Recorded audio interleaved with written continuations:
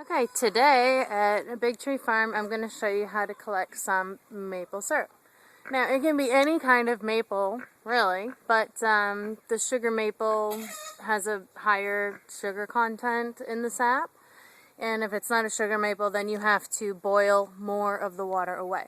Now, 40 gallons of sugar syrup from the tree, the sap, boiled down to 1 gallon. It makes 1 gallon of maple syrup when you're all through with it. So this is what I did. You take your drill. Here's some of the tools I need.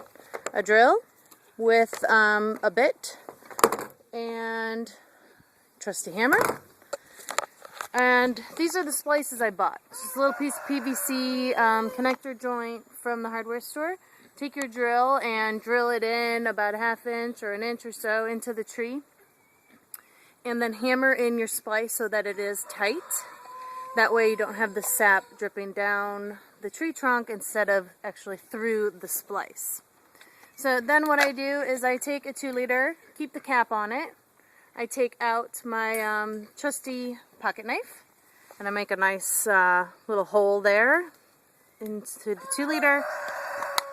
Just slip it on. Now with the ridges of the splice, you don't even really have to attach it. In the past, I have used a zip tie to kind of zip tie it around the tree or whatever, but for the most part, you don't even need to do that. You do need to collect your sap about every day because it will mold very fast. And go ahead and boil it down. I use a crock pot with the lid off and just kind of keep it going. And then add to it as you go along. And once it gets boiled down, then you can put it into the fridge and use it as maple syrup. So, happy collecting. Oh, by the way, what time of year can you collect?